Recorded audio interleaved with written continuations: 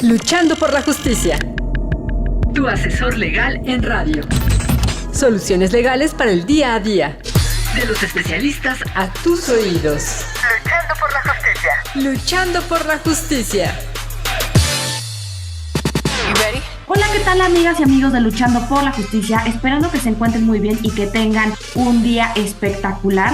Yo soy Jessica Torres y nos escuchamos a través de Ciudadana 660, todas las voces. Invitarlos a escuchar este programa, así como diverso contenido que tenemos disponible para todas y todos ustedes. El día de hoy tenemos a una invitada súper especial, quien es una abogada egresada por la Universidad Nacional Autónoma de México. Es maestra en Derechos Humanos por la Universidad Iberoamericana. Asimismo, está certificada como auditora de género por la Organización Internacional del Trabajo, mejor conocida como la OIT. Actualmente es docente en la Facultad de Derecho de la misma institución académica de la UNAM. Y su tema es discriminación y violencia de género. Asimismo, colabora como consultora en temas de género. Ella es Jimena Vilchis y, como les platicaba, nos va a decir de qué va este tema de la violencia digital. Jimena, bienvenida a Luchando por la Justicia de Limer Radio. Hola, Jessica, buenos días. Muchas gracias a ti por la invitación el día de hoy a conversar sobre este tema. Jimena,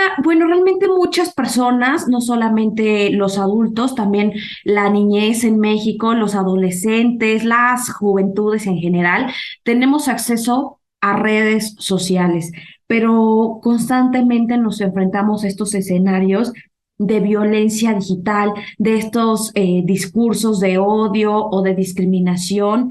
Y bueno, ¿qué es la violencia digital contra las mujeres y niñas a través de las redes sociales? Pues como bien dices tú, con el desarrollo de las tecnologías de información y todos los medios digitales, digamos que todas estas nuevas tecnologías han sido un nuevo vehículo para perpetrar violencia, ¿no? Y entonces, cuando hablamos de violencia digital, justo hablamos de un espacio donde la violencia se vive, ¿no? Y que implica justo el uso de medios electrónicos para acechar a una víctima mediante conductas que pueden ser amenazantes o maliciosas y afectar, digamos, a otra persona.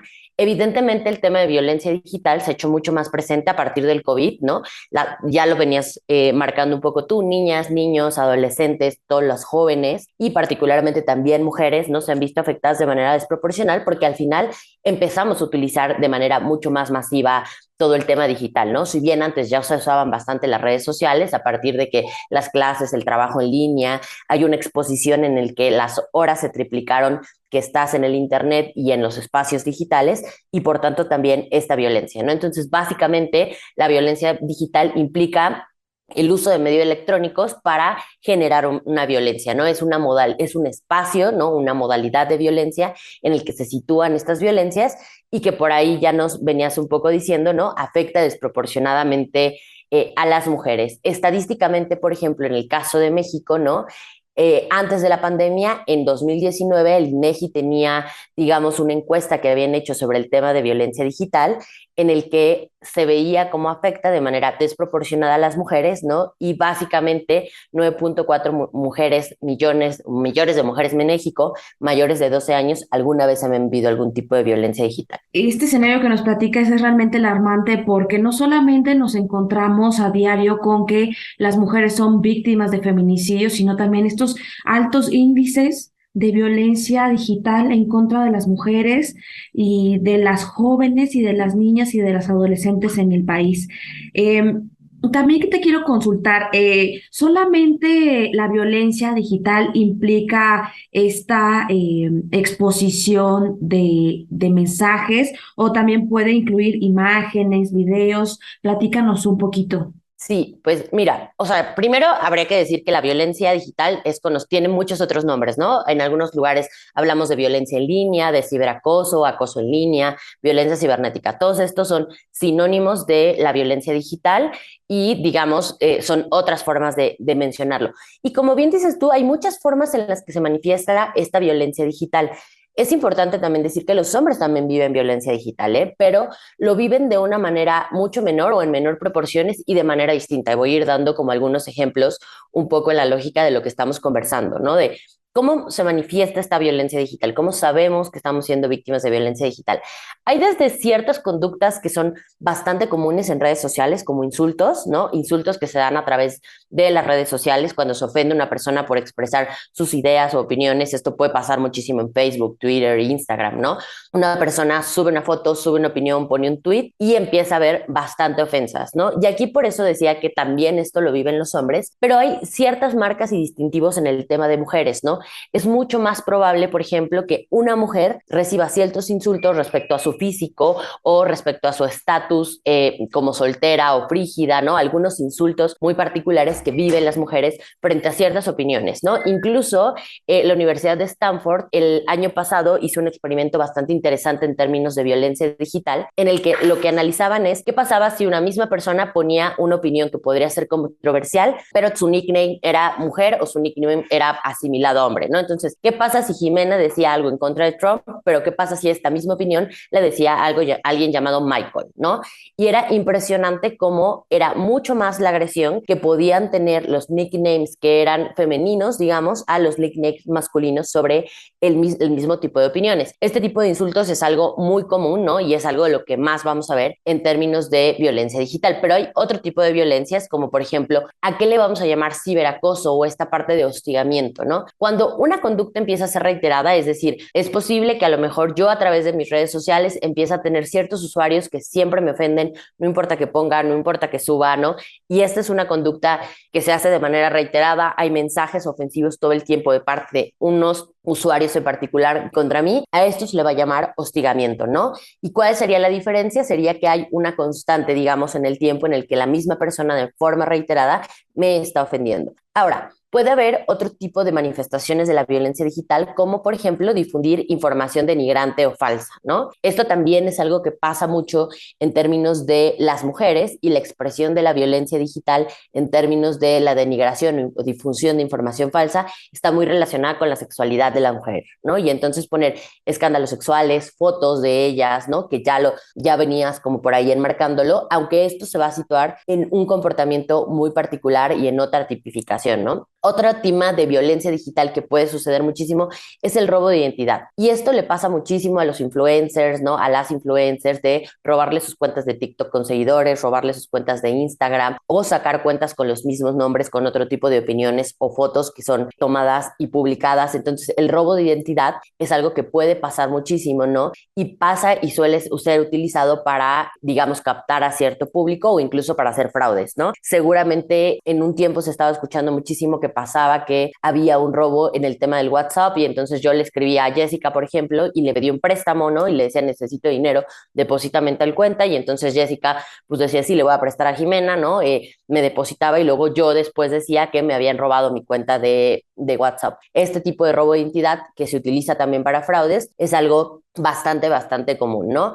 Algo también que puede existir y que se conoce como ciberpersecución es cuando una persona es amenazada a través de redes sociales, ¿no? Y es posible que a lo mejor alguien me amenace y me amenace con matarme, violarme. Esto pasa muchísimo en términos de la violencia que viven las mujeres, ¿no? Generalmente las amenazas son de índole sexual o con matar a sus hijas e hijos o con violarse, ¿no? Ha habido muchos escándalos en torno a esto de personas que dan opiniones que pueden ser controversiales y más allá de que sean o no controversiales las opiniones, las ofensas están muy relacionadas con generar un daño, ¿no? A esto se le va a llamar ciberpersecución. Por otro lado, tenemos algo llamado doxing, ¿no? ¿Qué es el doxing?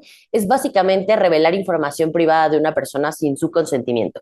Esta información privada puede tener que ver desde temas, digamos, personales, actas de nacimiento, ¿no? Información que tiene contenido, digamos, de datos personales y que se empiezan a exhibir en la parte pública. Esto también a veces se hace sin, digamos, maldad en algunas ocasiones y que pasa muchísimo ahora que si yo vendo un producto en línea y entonces esta persona no me entrega mi producto y me estafa, entonces yo empiezo a buscar información y luego la empiezo a publicar y entonces pongo dónde vive esta persona y entonces hay otras personas que van y la amenazan o mis seguidores, si yo tengo unas cuentas y soy influencer, ¿no? Van y amenazan a esta otra persona.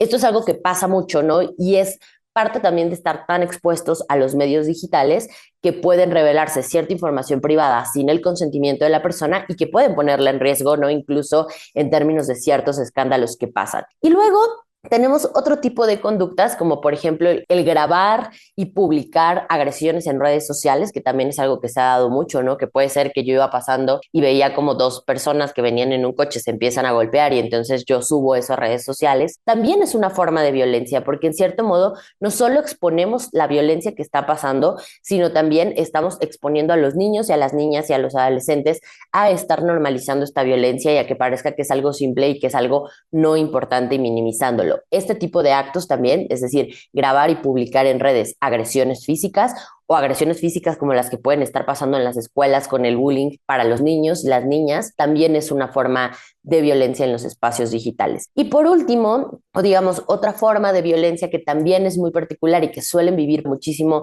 organizaciones de movimientos feministas, es esta que se conoce, digamos, en español como ciberturbas, pero el término en inglés sería cybermobs, que ocurre cuando ciertos grupos en línea generan cierto contenido ofensivo y destructivo. Pensemos en los grupos de Facebook y entonces que creemos un grupo de Facebook que digan las feministas son feminazis, ¿no? Y entonces un grupo de personas empiezan a publicar cosas en contra de los movimientos feministas o en contra de las personas que son pro aborto y entonces empiezan a ser como ofensivos, amenazantes, con imágenes que son como bastante violentas, ¿no? O amenazas a estos grupos. Este tipo de cybermobs o de ciberturbas, digamos, son grupos de personas que generalmente están en contra de ciertos tipos de movimientos o que incluso en algunos temas han sido censurados como, por ejemplo, personas neonazis, ¿no? Que quieren generar un grupo de Facebook para estar publicando información o que publican cierta información que va en contra de los derechos, ¿no? Esta es otra forma de violencia digital que tampoco son tan visibles, ¿no? Porque siempre nos vamos a ir, y ahora voy a llegar un poco al tema quizá que más visibilizamos cuando hablamos de violencia digital, que tiene que ver con estas violencias que también afectan de manera desproporcionada a las mujeres y que están relacionadas con la sexualidad y la exhibición de las mujeres, ¿no? Pero es importante decir que no solo eso, ¿no? Tenemos un montón de otras pequeñas conductas que también son parte de la violencia digital. Este punto también que abordas me parece bien interesante porque, bueno, ahorita vamos a regresar de una breve pausa y nos vamos a platicar cómo es que también se involucra este contexto sexual en el cual se puede cosificar o se estereotipa a las mujeres, pero en este primer bloque trata de resumir también un poco en que no solamente la violencia digital es a través de imágenes o otra vez a través de mensajes, ¿no? También incluye amenazas, difamaciones, acoso, humillación, ataques que afectan a la libertad de expresión de las personas, en este caso de las mujeres, y que también afectan a la integridad de las mismas. Y como platicabas, no solamente afecta en lo individual, también puede ser hacia lo colectivo. Estos grupos, como nos comentabas de las feministas, que se pueden manifestar en contra de ellas y que, bueno, es un contexto de violencia a través de las redes sociales que tienen diversas manifestaciones y que es lamentable que en el país, si bien también lo sufren los hombres, el alto índice de violencia a las mujeres. Vamos a hacer una breve pausa aquí Luchando por la Justicia. Estamos con Jimena Vilches platicando sobre violencia digital o violencia cibernética contra las mujeres. Regresamos en una breve pausa, no le cambien. Luchando por la Justicia. Para fortalecer tu conocimiento sobre la forma ordenada y digna de vivir en la sociedad actual.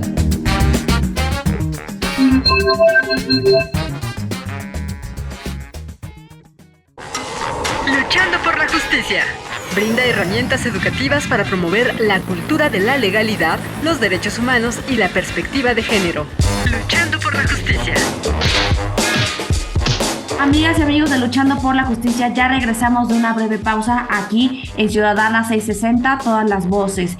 El día de hoy, como les platicaba en la primera parte de este programa, tenemos como invitada a Jimena Vilches, quien nos está platicando sobre violencia digital. Ella es experta en temas de género y está certificada como auditora de género por la Organización Internacional del Trabajo, es decir, la OIT. Actualmente es docente en la Facultad de Derecho de la UNAM en temas de discriminación y violencia de género y es consultora en materias de este tipo. Y bueno, nos estaba platicando sobre este contexto de violencia digital, pero antes de la pausa querías abordar un poco sobre el tema de la violencia sexual que también se realiza a través de las redes sociales. ¿No es así, Jimena? Sí, justo veníamos conversando que la violencia digital la vive todo el mundo, ¿no? Pero de manera desproporcionada hay ciertas formas o manifestaciones de esta violencia digital que viven las mujeres, ¿no? Y muchas de ellas están relacionadas con la parte sexual de las mujeres. Y entonces, seguro esto es como lo que más ubicamos o los escándalos que más hemos visto en su momento, ¿no? Y entonces hay ciertas manifestaciones específicas. Por ejemplo,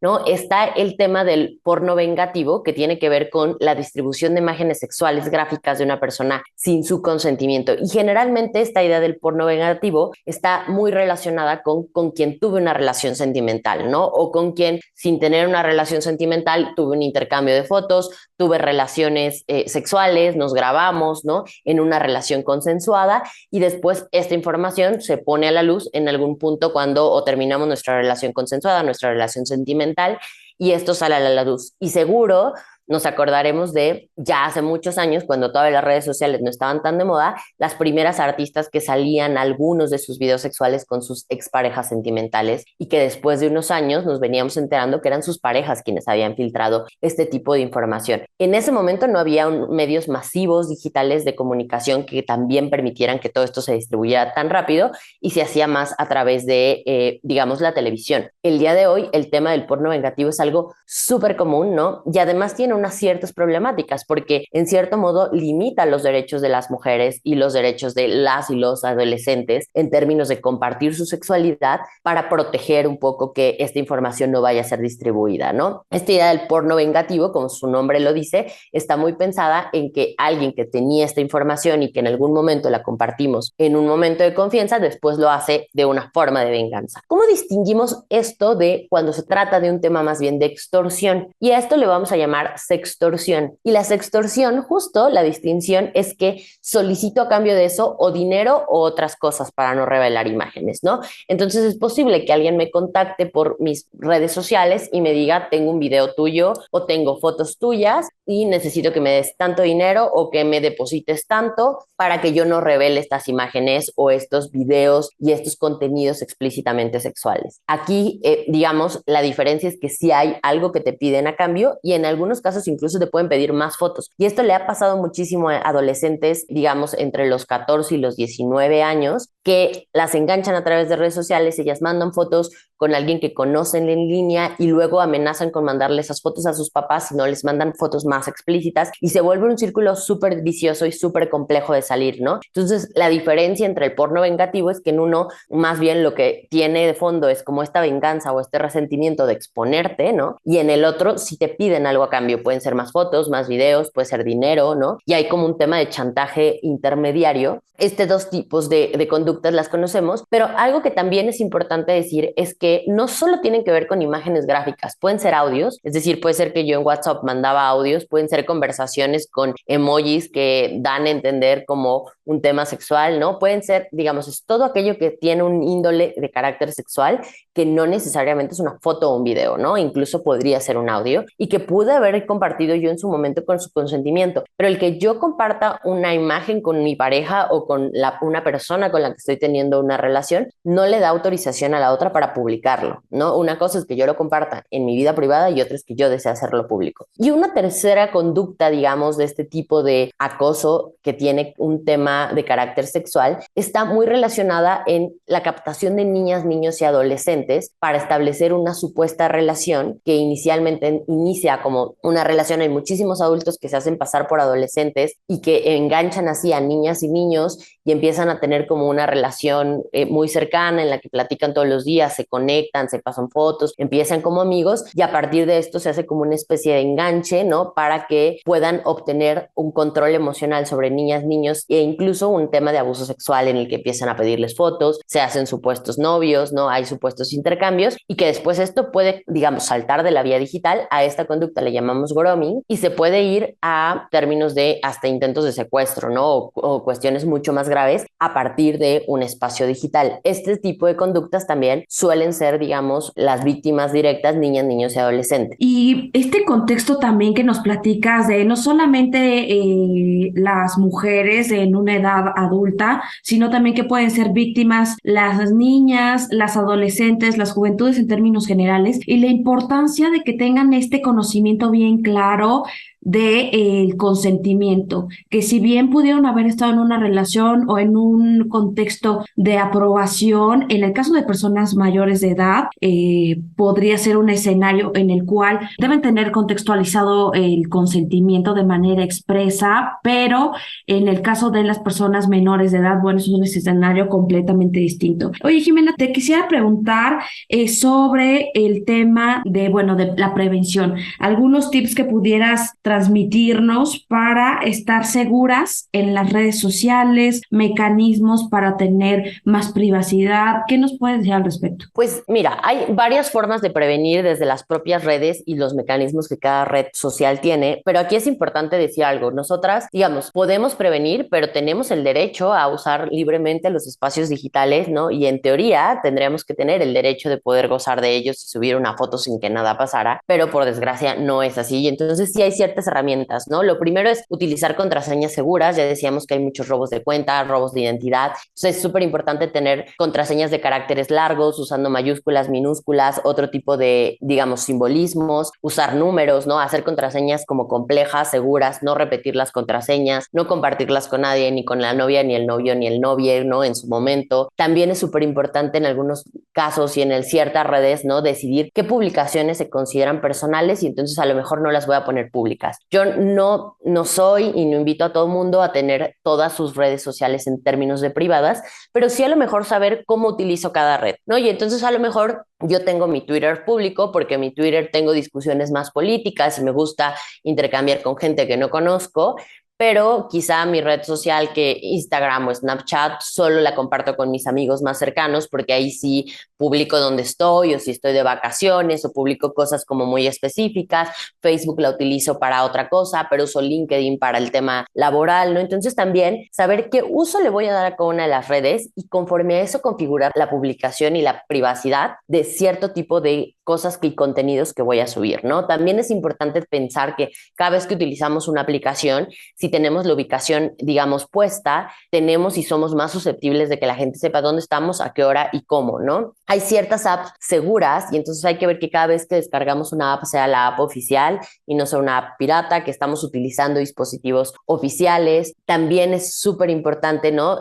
Por ejemplo, poner doble contraseña, doble filtro. Si yo voy a abrir Facebook de un nuevo dispositivo, que me llegue además a mi celular, que tenga que aceptar, además de poner la contraseña que siempre pongo, es decir, generar doble candado, ¿no? WhatsApp ahora ya tiene esto después de lo que les contaba que estuvo pasando muchísimo y entonces también cada cierto tiempo te pide una contraseña adicional y empiezas a tener dobles candados de seguridad.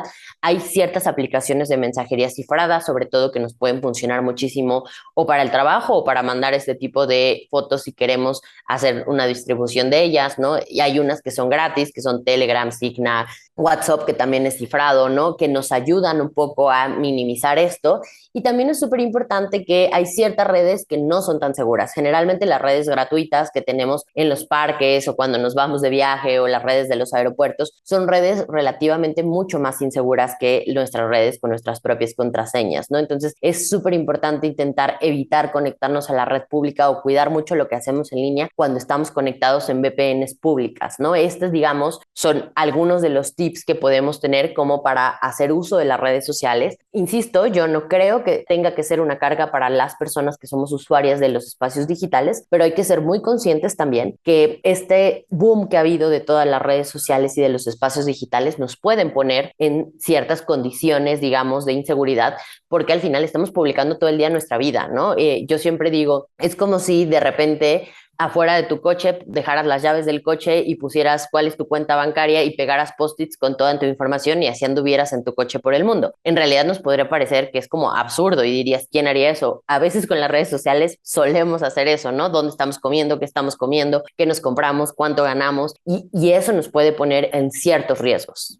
Completamente de acuerdo que es lamentable que no podamos estar en un contexto de seguridad, pero también tenemos que estar presentes en este escenario de vulnerabilidad a través de las redes sociales y que podemos ser víctimas de violencia de diversos tipos al interior de las redes sociales. Jimena, se nos está acabando el tiempo, pero quisiera pedirte que nos des tus redes sociales, cómo consultarte o si tienes algún documento sitio o algún link de interés que te gustaría compartir para la audiencia sobre este tema. Sí, pues yo estoy en Twitter como @JimenaVilchis, justamente, que creo que es como la red que más utilizo para interactuar en este tipo de temas. Y hace un par de años justamente generamos una guía para prevenir la violencia digital a través de una organización que se llama JUSRED. Entonces, la página es www.jusred.org y ahí van a encontrar una guía de violencia digital y algunas infografías justo del tema de cómo prevenir y cómo denunciar la violencia digital en México. A partir del 2012 se han empezado a impulsar diversas iniciativas para tipificar esto como un delito y desde el 2018 empezaron una serie de reformas legislativas que se conocen como Ley Olimpia, en la que se ha empezado, digamos, a empezar a tipificar este tipo de delitos. Incluso en la Ciudad de México tenemos una policía cibernética, ¿no? En la que tú puedes denunciar este tipo de delitos. Bueno, pues ahí tenemos toda la información. Yo quiero agradecerte, Jimena Vilchis, por haber colaborado para el Instituto Mexicano de la Radio en un tema que es sumamente importante visibilizar, transmitir y comunicar a todas las audiencias, no solamente a las mujeres, sino también a los hombres y a todas las personas que sean aliados para prevenir, erradicar y en su caso sancionar este tipo de violencia digital que nos atañe a todos porque todos estamos inmersos en las redes sociales. Yo soy Jessica Torres y nos escuchamos el próximo viernes a través de Ciudadana 660, todas las voces. Que tengan un fin de semana espectacular. Adiós. Cápsula de la semana. Cápsula de la semana.